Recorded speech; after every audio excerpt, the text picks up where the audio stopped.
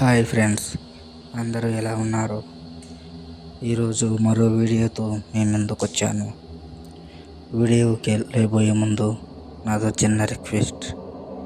ఎప్పట్లాగే వీడియో చూసిన తర్వాత ఒక లైక్, ఎలా అనిపించిందో కామెంట్. మీరు కనుక ఇంకా మన ఛానల్ని సబ్స్క్రైబ్ చేసుకొని లేకపోతే వెంబడే సబ్స్క్రైబ్ చేసుకోండి. ఇక స్టోరీలోకి వెళ్దాం.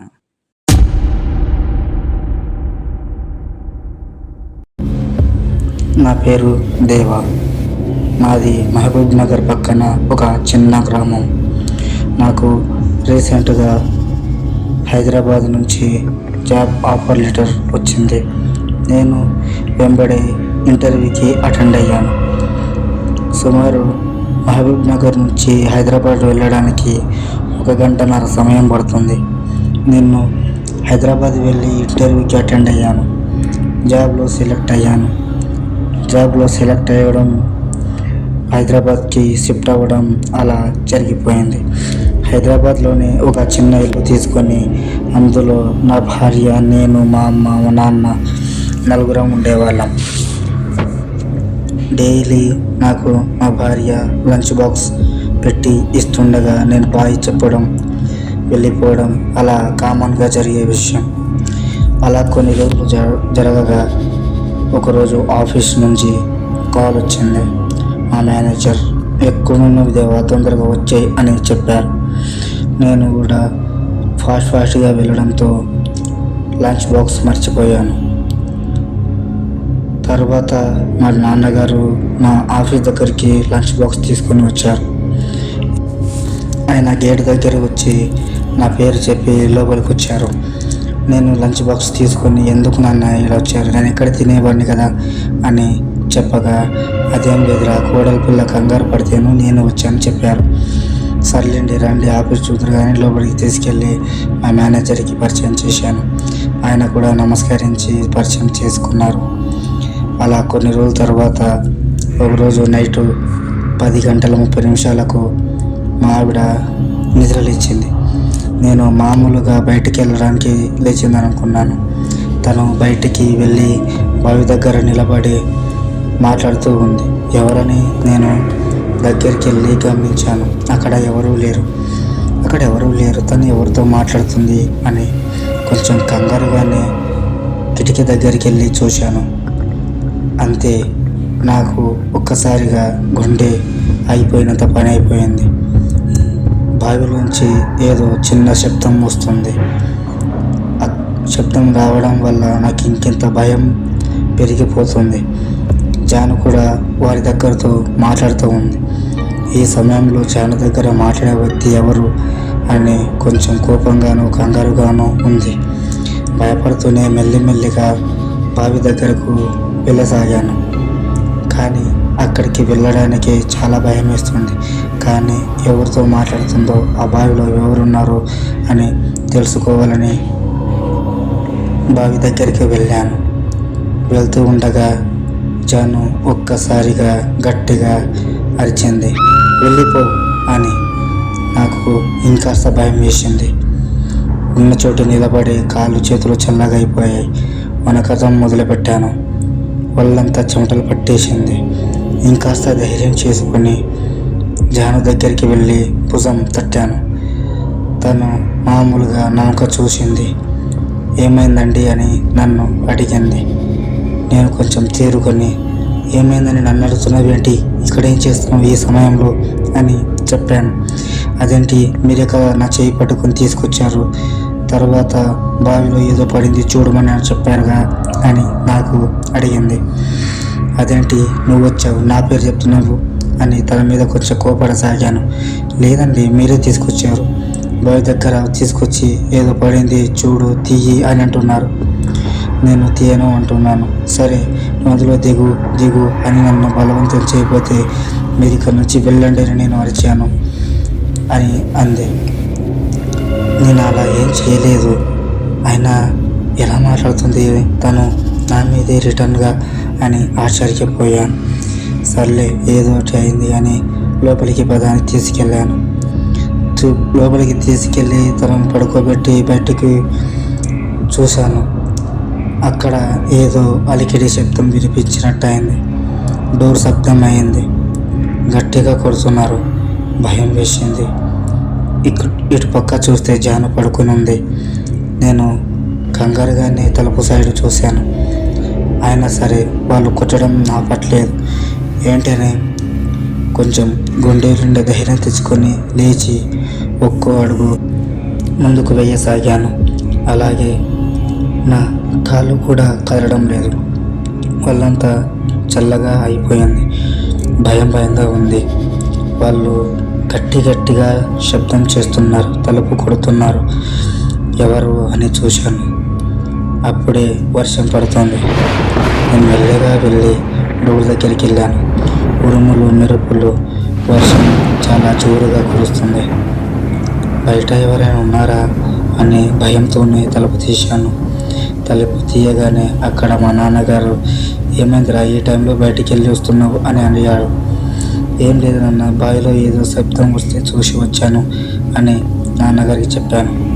సర్లే ఏం లేదు, పిల్లులు కొట్టుకుంటున్నాయని నాన్నగారు చెప్పారు. వర్షం వస్తుంది కదా నాన్న, ఎలా బయట బట్టలు ఆరేసినట్టున్నారు అని చెప్పాను. అదేం లేదు, వెళ్ళు నీ లోబడికి వెళ్ళి పడుకో అని నాన్నగారు చెప్పారు. అలా ఆ రాత్రి గడిచింది. ఉదయాన్నే లేవగానే నాన్నగారు బయట కూర్చున్నారు. నేను కూడా బయటికి వెళ్ళాను. ఏంట్రా, రాత్రి వర్షం జోరుగా పడింది, బయట బట్టలు ఆరేసి ఉన్నాయి, తీయడని నీకు నీ భార్యకు తెలియదా అని నా మీద కోపడ్డారు. అదేంటి నాన్న, రాత్రి మీరే కదా వర్షం పడిన బట్టలు ఏం లేవని చెప్పారు అని అన్నాను. ఆయన కోపంగా, తిమ్మకేమైంది, ఏం చేస్తున్నావు, ఏం మాట్లాడుతున్నావురా, నేను ఎప్పుడు చెప్పాను, అసలు నేను రూమ్లోంచి బయటికే రాలేదు, కావలిస్తే మిమ్మల్ని అడుగు అని కోపడ్డారు. మా అమ్మ కూడా, అదేంట్రా మీ నాన్న అసలు బయటికే రాలేదు, ఆయన ఎలా చెప్తారు నీకు అని అమ్మ కూడా చెప్పింది. మరి ఎవరు చెప్పారు అని నేను ఆలోచిస్తూ ఉన్నాను. ఈ టైంలో జాను వచ్చి, ఏం పర్లేదు లేని మా అమ్మయ్య గారు, అవి ఆరిపోతాయి కానీ అనగా మా అమ్మ జానుతో, ఆరుతాయి కరెక్టే కానీ అవి వాసన పడతాయి అని అలా తిడుతున్నారు మా ఇద్దరిని. అలా గడిచిపోగా మళ్ళీ అదే రోజు రాత్రికి నిన్న జరిగినట్టుగానే ఈరోజు జాను లేచి అదే బావి దగ్గరికి వెళ్ళింది. నేను ఈరోజు కాస్త మెలుగుగానే ఉన్నాను. అసలు జాను ఎందుకు వెళ్తుంది అని చూద్దామని తను లేచి డైరెక్ట్గా మళ్ళీ బావి దగ్గరికి వెళ్ళింది. వెళ్ళి కాసేపు బావి దగ్గర కూర్చొని మాట్లాడుతూ ఉంది. ఏమైంది ఇంతకు తను అలా చేస్తుంది అన్నాను. మళ్ళీ ఉనమడం మొదలుపెట్టింది.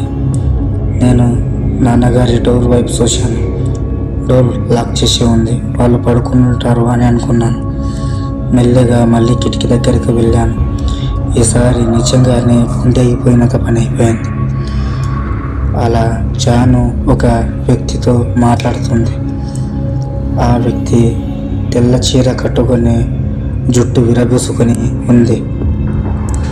జాను అలా నవ్వుతూ తనతో మాట్లాడడం నేను గమనించాను.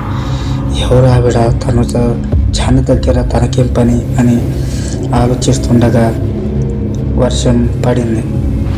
అలా జాను వర్షంలో కూర్చొని తనతో మాట్లాడుతుంది. కాసేపటికి వర్షం తగ్గింది. ఇదేంటి వచ్చి తగ్గింది అని అనుకున్నాను. వెనుక నుండి మా నాన్నగారు వచ్చారు. నా భుజం మీద చెయ్యేసి, ఏమైందిరా, ఏం చేస్తున్నావు ఇక్కడ అన్నాను. అక్కడ చూడండి అనగానే మా నాన్నగారు బయటికి చూసి, ఏమైంది, అక్కడ ఎవరున్నారు అని అడిగారు. అదే నాన్న, మీ కోడలు కూర్చుంది కదా అక్కడ చూడండి అని అన్నాను. నాన్నగారు చూసి, వరి పిచ్చి కదవా, ఎవరు లేరు, ఉదయం ఏమైనా నిమ్మకాయలు కూడా తొక్కించావా ఏంటి అని ఎగతాళిగా తిట్టారు. నేను బయటికి చూసి, చూడండి నాన్నగా నేను షాక్ అయ్యాను. అక్కడ జాను ఎవరూ లేరు. ఇదేంటి, ఇందాక ఇక్కడే ఉండాలి కదా అని అన్నాను. జాను ఎక్కడ ఉందో నాకు తెలుసు కదా, చూపిస్తాను. నాన్నగారు తీసుకెళ్ళి నా గదిలో చూపించారు. జాను పడుకునుంది. నేను ఆశ్చర్యపోయాను. అలా ఎలా జరిగింది? ఇంతకు ముందే కదా నేను చూస్తుండగా అలా వెళ్ళి అక్కడ కూర్చొని ఎవరితో మాట్లాడుతుంది అని భయపడ్డాను. కాసేపటికి నాన్నగారు వెళ్ళి పడుకున్నారు. నేను మళ్ళీ వెళ్ళి పడుకున్నట్టు కళ్ళు మూశాను. కాసేపటికి జాను మళ్ళీ లేచి అదే బావి దగ్గరకు వెళ్ళింది. మళ్ళీ నవ్వుతూ మాట్లాడుతుంది. ఏమైతే ఏమైందని మెల్లిగా వెళ్ళి మా అమ్మని లేపి తీసుకొచ్చాను. సైలెంట్గా మా అమ్మ కూడా చూస్తుంది. అవునరా, ఇందాక నువ్వు చెప్తే మీ నాన్న కూడా నిన్ను పిచ్చోళ్ళ చూశారు. ఆయన కోడలి పిల్లకి ఇదేం బుద్ధి అలా మాట్లాడుతుంది, ఎవరు వాళ్ళు అని అంటుంది. తెలీదమ్మా, తెల్లటి చీర నల్లటి చుట్టూ ఆకారం విరబీసుకొని ఉంది అని చూపించాను. మా అమ్మ కూడా భయపడుతూ ఇదేదో దయ్యంలా ఉంది, దయ్యంతో దీనికేం పని అని ఇద్దరం దగ్గరికి వెళ్ళసాగాము. మెల్లమెల్లగా వెళ్తుండగా జాను ఒక్కసారి వెనక్కి తిరిగి చూసింది. అంతే, నాకు అమ్మకు నిజంగానే ప్రాణాలు గాల్లో కలిసిపోయినట్టయింది. తను జాను కాదు, ఇంకెవరో అమ్మాయి. కళ్ళు ఎర్రగా అరుస్తూ కేకలు పెడుతుంది. తను నా కోడలు కాదు, ఎవరు తను అని మా అమ్మ కూడా అంది. ఇద్దరం చాలా భయపడుతూ ఇంట్లోకి పరిగెత్తి అమ్మ గదిలో నాన్న దగ్గర కూర్చొని మాట్లాడుతూ ఉన్నాం. ఇంతలో జానులో ఉన్న ఆ దయ్యం మా నాన్న దగ్గరకు వచ్చి డోర్ కొడుతూ ఉంది. నాన్నగారు, ఎవరు నువ్వు అని అడిగారు. నేను ఎవరో చెప్తాను, కానీ మీ అబ్బాయిని నీ భార్యని బయటకు పంపు అని గట్టిగా అరిచింది. మా బాబు మా ఆవిడ నీకెందుకు? ఇంతకు ఎవరు నువ్వు? ఎందుకు ఇలా మా కోడల్ని పట్టుకున్నావు అని మా నాన్నగారు అడిగారు. అంత తర్వాత చెప్తాను, నువ్వు ముందు వాళ్ళిద్దరిని బయటకు పంపు అన్నారు. దాంతో మా నాన్నగారు ఆలోచించి ఒక గుళిక తీశారు. మా నాన్నగారు వెనకటికి వాళ్ళ నాన్నగారి దగ్గర చిన్న విద్య నేర్చుకుంటున్నారట, దయ్యాలతో మాట్లాడడం. ఆ గుళిక ఉపయోగించి తనతో మాట్లాడడం మొదలుపెట్టారు.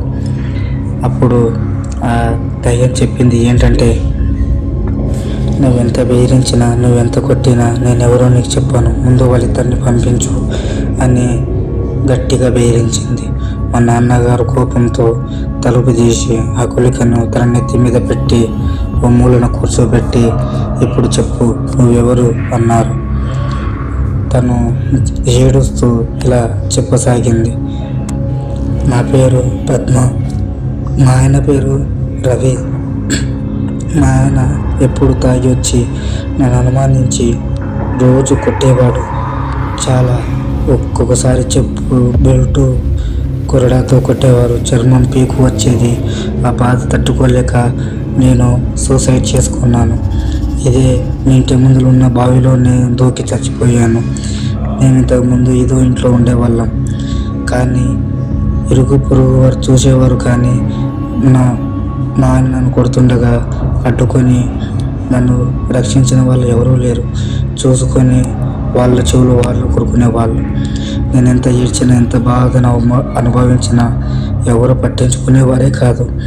మా ఆయన డైలీ తాగి వచ్చి నాకు మా ఇంటి పక్కన ఉండే ఒక పెద్ద మనిషికి అక్రమ సంబంధం ఉందని అనుమానించి డైలీ కొట్టేవాడు. ఆ బాధ తట్టుకోలేకే నేను ఆత్మహత్య చేసుకున్నాను. అదే బావిలో దొంకి చనిపోయాను అని చెప్పసాగింది. దొంకి చనిపోయిన దానివి మా వెంబడి ఎందుకు పడుతున్నావు అని అడిగింది. వచ్చిన రోజే మీ కోడలు ఈ బావిలో నీళ్లు తీసుకొని స్నానం చేసింది. అందువల్ల మీ కోడలికి నాకు ఎక్కడో చిన్న అనుబంధం ఉందని తెలిసింది.